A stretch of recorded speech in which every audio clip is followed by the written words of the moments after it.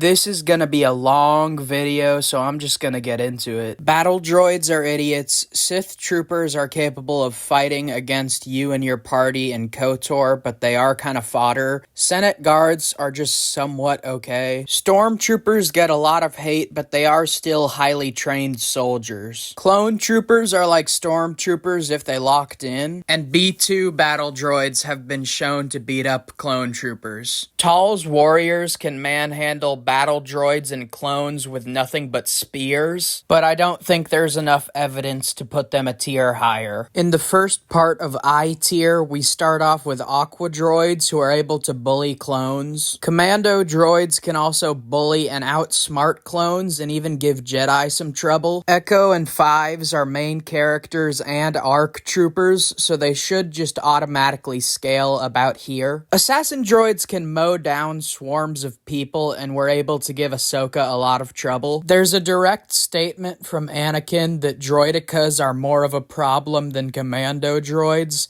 Also, it only takes about 2 droidicas to give Jedi trouble. And we're talking about main character Jedi. The average Death Watch Mandalorian warrior can give Jedi a lot of trouble. One was even able to catch Obi-Wan Kenobi off guard and knock him out. Clone commanders and captains should automatically scale above whatever team they're leading. Also, they have a certain level of plot armor. In the top half of I tier, we start off with Cody and Rex. Cody and Rex consistently survive encounters with swarms of characters who are also on I tier, but from this point on, every character on I tier could probably kill a Padawan on a good day. Helios gave an unarmed Anakin a lot of trouble. Security droids and purge troopers can give Cal Kestis a good fight. Fordo led a squad of ARC troopers, and also he has that one feat against Grievous where Grievous had to run away from their blaster fire. May and Osha can fight way out of their weight class and were almost at the level of Sith acolytes. And finally, Magna Guards consistently give Jedi Masters trouble. This one should be quick. Torben survived an encounter with evil Kelnaka. Shaji went through an extremely hard battle before Grievous no-diffed him. But Ahsoka has survived encounters with Grievous and Asajj Ventress. Tar and Nadar were both Jedi Knights who held their own against Grievous for as long as they could.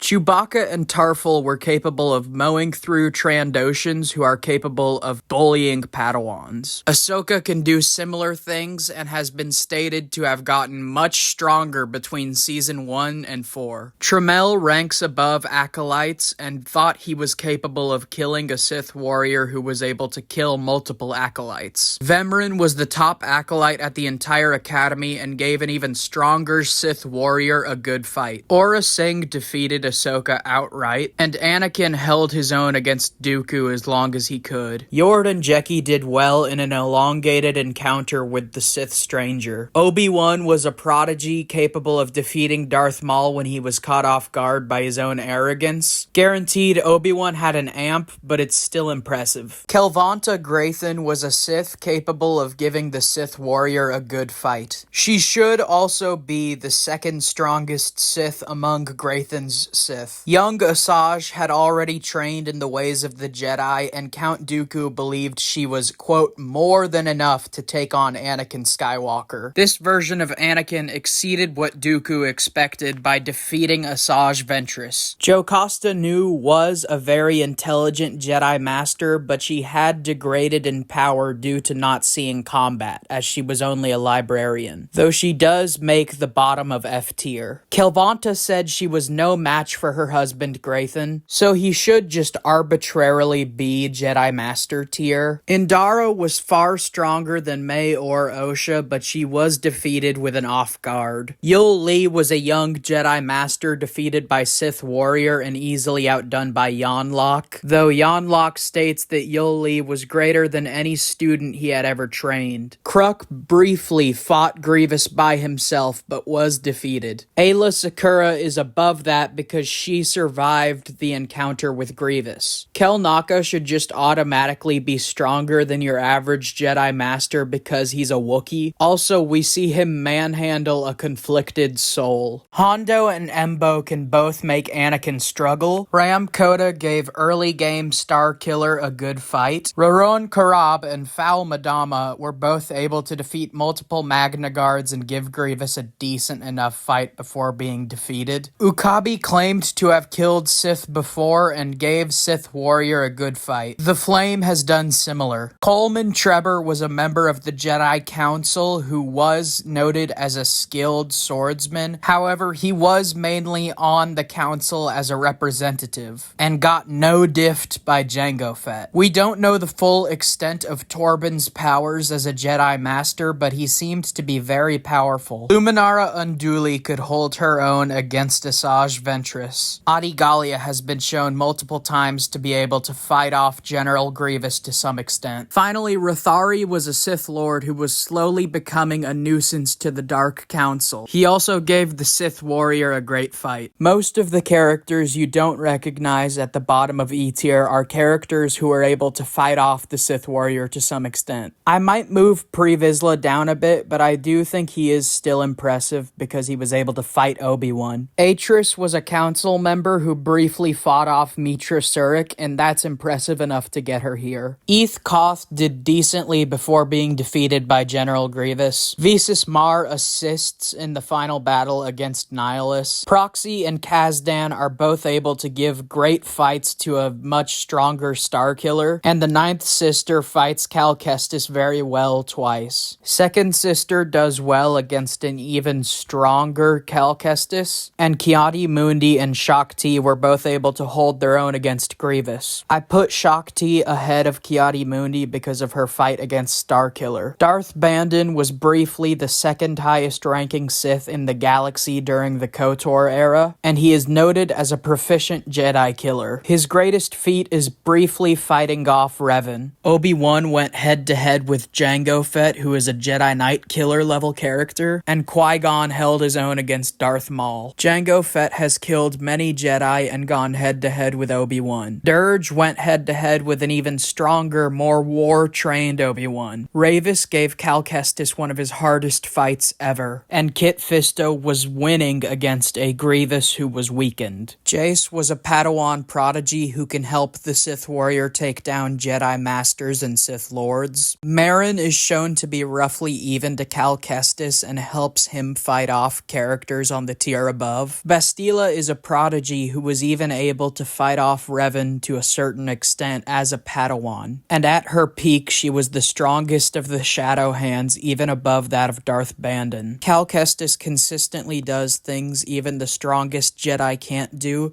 and he's also shown to consistently fight off powerful Sith Lords. Cad Bane was the greatest bounty hunter in the galaxy and was able to fight off and basically defeat both Quinlan Vos and Obi-Wan Kenobi. Asajj, Obi-Wan, and Anakin are all prodigies capable of holding their own, at least for some time, against characters on higher tiers. Grievous, Dooku, etc. Darth Vowron was on the Dark Council, so bare minimum he should be on this tier. Drog was the apprentice of Darth Barriss and was capable of holding his own against the Sith Warrior. Degan Gera and Teron Malakis were both shown as superior to Cal Kestis. Author statements and the narrative does not matter if it contradicts what is directly shown on screen. At least in my opinion. There is a certain level of suspension of disbelief with fictional media, but I don't think it's fair if, let's say,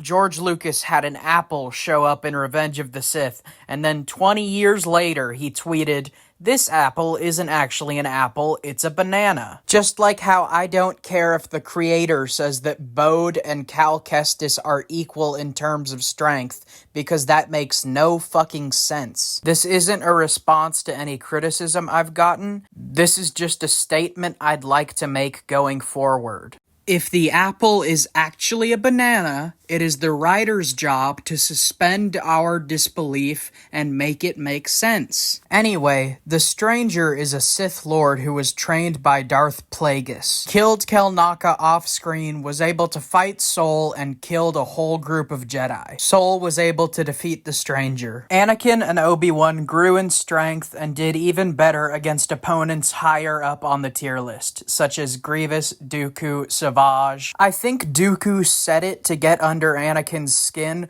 but he did make a statement saying that Obi-Wan was more of a worthy opponent for him than Anakin. Darth Vengeance was able to fight the Sith warrior, Jace, and Drog at the same time, though he did lose. He was also a well-established member of the Dark Council. Darth Ekage fought an even stronger Sith warrior, aka Emperor's Wrath, alongside Jess and Master Tims. She was also a member of the Dark Council, though she was defeated. The Emperor's Wrath eventually got so strong that Darth Vowron, one of the strongest Sith in the galaxy, didn't even want to fight him, saying that even if he had all his Sith helping him, he would have still lost. Darth Barris is the final boss for the Emperor's Wrath, so he should be right here. He also quickly began taking over the Dark Council once he became a member. He should be at least top 12 strongest in the galaxy at this point in time,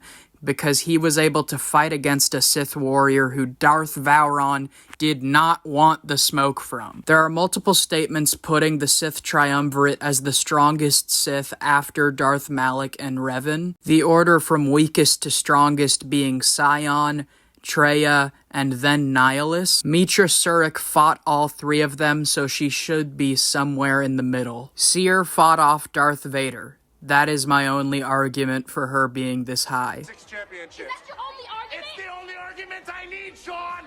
Bode fought off Marin and Cal Kestis. Malak and Revan were the strongest Sith during the KOTOR era, not including Vitiate. In The Phantom Menace, Darth Maul was stated to be one of the strongest Sith of all time. Grievous literally murders Jedi for sport. I've finally decided to put Mace Windu above Dooku because I believe in a fight between the two, Mace Windu would win. The Zillo Beast was unaffected by Yoda and Aayla Secura, and Darth Vader failed to kill one. For the first time, we're showing off A-tier, including the Father, the Daughter, and the Son, who are Force gods that represent the balance, the light side, and the dark side. And the Father is so low because we're not using the Father in his prime, we're using the aging version who was being defeated by the Son casually. If we used a hypothetical prime father, he would likely be S-tier. In S-tier, we have Chosen One Anakin because he was able to manhandle the son and the daughter while he was in his Chosen One form. But that's gonna do it for this video. Bye!